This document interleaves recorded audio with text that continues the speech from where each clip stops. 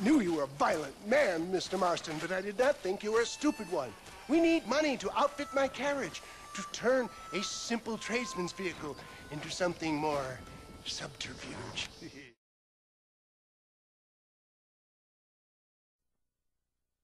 And I can tell you with no uncertainty that miracle cures are no laughing matter. I bid you good day, sir. Oh, Mr. Marston, good to see you. How have you been keeping? I'm well, Mr. Mr. West-Dickins. Nigel West-Dickins of East Cheap, London, New Waverly, New York, and Armadillo, New Austin. At your service. At my service. At everyone's service. At the service of science, of knowledge, of life. How are your wounds? Much, much better. But then they would be. Would be... I know a cure for all ailments, Mr. Marston. Ah, I'm sure you do. And I'm sure for just $2 an ounce, I could live forever. Oh, but for you, sir, I'd do a bulk discount rate of $1.95 an ounce. As long as you buy 100 ounces or more. That's a lot of immortality. Give it up, old man. That's Mr. West-Dickins to you, boy. Give it up, old man. Listen, Marston, I'm broke, but this stuff is good. It works. I need a healthy young man like you. Come along, let's ride over to my newest customer at Ridgewood, and I'll explain while we go. Okay. To Ridgewood Farm, the sick and needy await us. Oh, the life of a wandering saver of souls.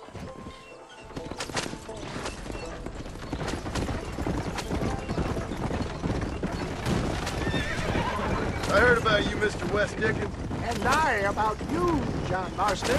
Hoodwinking the weak, gullible out of their hard-earned money. My dear boy, it is you who is gullible, if I may be so bold, for heeding such ill-informed You're scuttlebutt. as full of wind as a horse with the collar. I have been blessed with a gift of language, and for that I will not apologize. But the West-Dickins elixirs speak for themselves. My thousands of happy customers attest to that. If my tonic is such a sham, how do you explain the fine fettle in which you find me? Last time you saw me, I was knocking at death's door.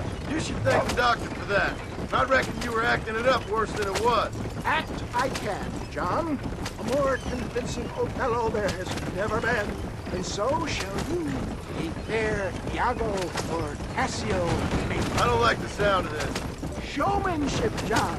The flourish, the bow. We are operating in a competitive marketplace. Our product must stand out. And how does this involve me? We're going to use your God-given talents to our advantage. I'm really starting to I'll regret drop this. you off at the outskirts of Ridgewood. That way, it won't look like we came together. Once I'm set up, saunter nonchalantly into the crowd that is sure to be forming. Eventually, I will call you up to try my tonic. After extolling the virtues, I will have you perform a few feats of wonder to amaze and impress the paying public. Best you alight here, dear boy, so no one sees us arriving together.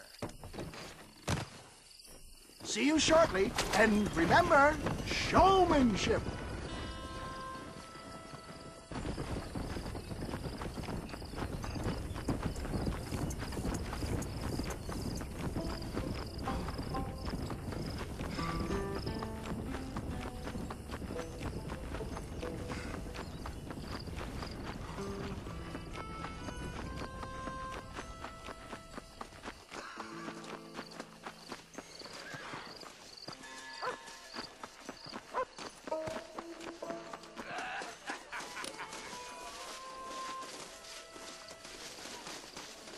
I didn't know that. Friends, hard-working souls of Cholla Springs, gather round, gather round.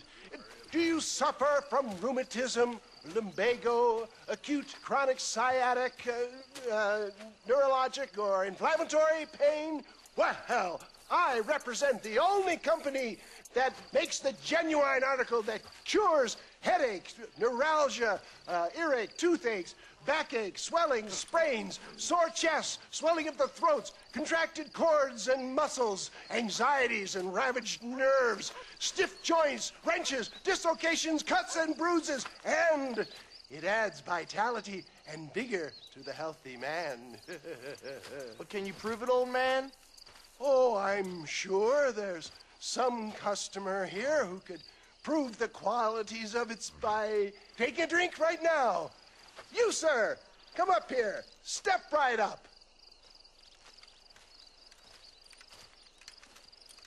That's the spirit. Ladies and gentlemen, pay close attention. This poor, wretched volunteer, entirely unknown to me, will demonstrate the effects of Dr. West-Dickins' own patent tonic. Be you a cowpoke or athlete, this miraculous elixir developed with the wisdom of the East keeps the muscles supple and relaxes the cords. It loosens the joints and gives a feeling of youth and vigor to the whole system. Not possible, I hear you say. Well, doubt no longer. Faith can move mountains, but I ask not for faith. I am a man of science, and today science will be vindicated. Your eyesight is greatly improved. Is that not so, friend? If you say so. That's right, it is. You heard him. What a good sport you are, sir. Now, gaze over yonder at that porch. If you squint, you may just be able to make out the skull that's hanging there. Go ahead, friend. Shoot that skull and demonstrate the miraculous eyesight you now possess.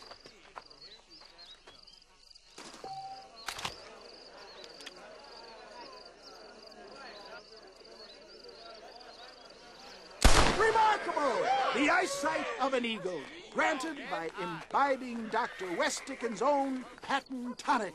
Anybody can make that shot. This man is a fraud. If your eye's so damn sharp, why don't you try shooting my hat out of the air? My friends, our test case has been challenged to shoot a gentleman's hat out of the sky above our heads. You can fool these people, but you ain't fooling me. Right. Let's just see how sharp you is with a moving target.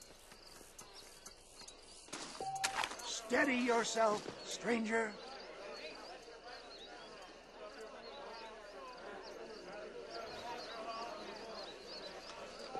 I thought he was here.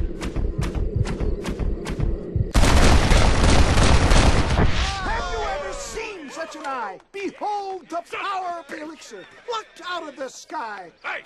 Hey! What? You think you can put a hole in a man's hat and just walk away, do you? Hey, it don't work like that around here, mister. Come on! Are you a man or not? A challenge of battle has been offered to our volunteer. Look at him! The tonic is coursing through his veins! Can you believe Get off of me!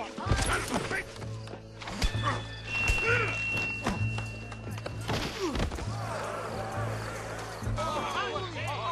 There it is! Skeptics and dissenters, irrefutable proof! Do not let this opportunity pass you by! Look, he's over there. Go get him. This ends now! Watch out! He's got a gun! Who the hell do you think you are? You ain't leaving here alive!